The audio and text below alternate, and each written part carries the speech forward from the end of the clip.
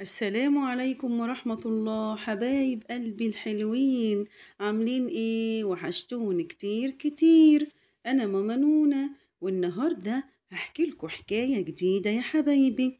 يلا بينا نشوف ايه هي الحكاية. في يوم من الايام آدم خلص المدرسة بتاعته وكان ورجع البيت.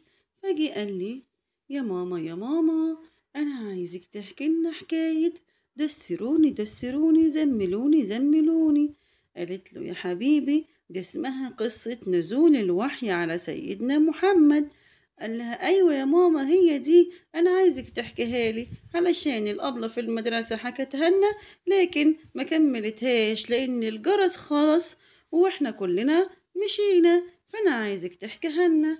قالت له: حاضر يا حبيبي هحكيها لك. روح بس انت اغسل وشك وتوضى وصلي الظهر، وبعد كده هنتغدوا، وبعدين هبقى احكيها لك انت ورؤى. قال لها: حاضر يا ماما.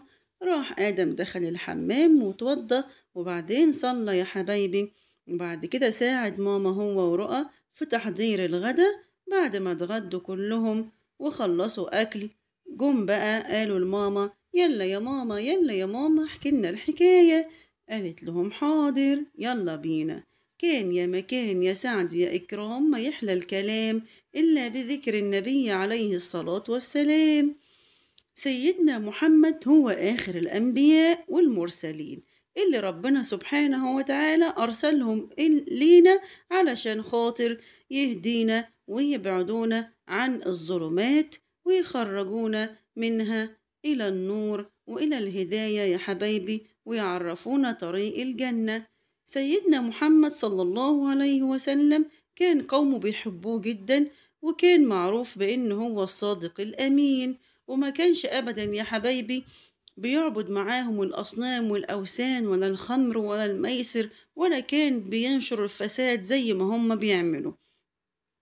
فسيدنا محمد كان متزوج من السيدة خديجة، وبعد كده لما كان بيحب يخلو بنفسه كان بيروح غار اسمه غار حراء. كان يا حبايبي بيروح فيه عشان خاطر يسبح ربنا، وكان بيتأمل في خلق ربنا سبحانه وتعالى في الجبال والأنهار وجميع خلق ربنا سبحانه وتعالى. وكان ساعات بيقعد هناك بالشهر، وكانت السيدة خديجة بتبعت له الأكل والشرب بتاعه اللي هيكفيه. ففي يوم من الأيام وهو قاعد بيتعبد في غار حراء دخل عليه ملك. الملك ده كان ليه 600 جناح.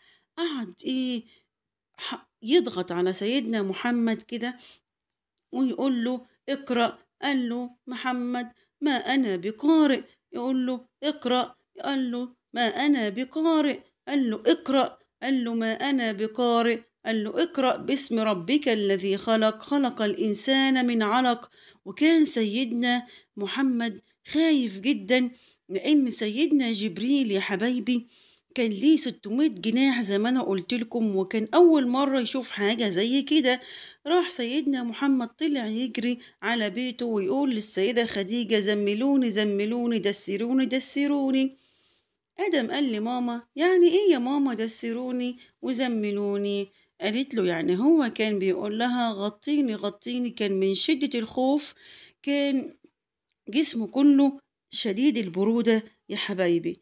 وبعدين السيدة خديجة بعد ما سيدنا محمد هدي قالت له: احكي لي ايه اللي حصل. حكى لها وقال لها ان في ملك اسمه جبريل وليه 600 جناح وجالي وقعد يقول لي: اقرأ اقرأ اقرأ، وانا اقول له: ما انا بقارئ. راحت قالت له: خلاص تعالى نروح عند ابن عمي ورقة ابن نوفل عشان نحكي له عن اللي حصل. وكان ورقة ابن نوفل يا حبايبي رجل كبير في السن، وكان كفيف يعني أعمى، وكان عارف جميع السير بتاعت الأنبياء.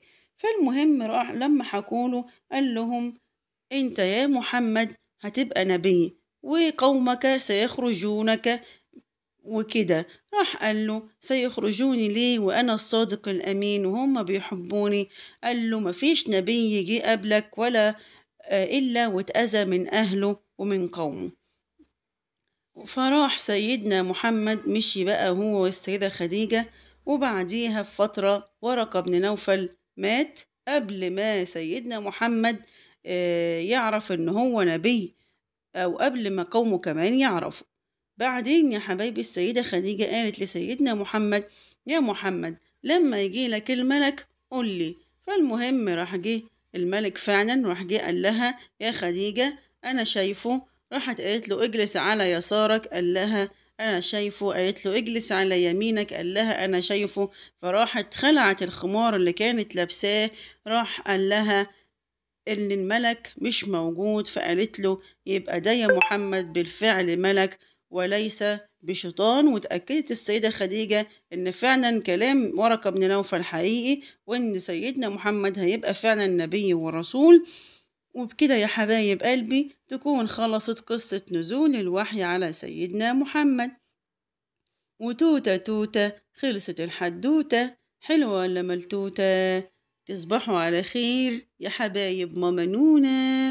ما تنسوش تعملوا اشتراك في القناة وتفعلوا الجرس. والسلام عليكم ورحمة الله وبركاته.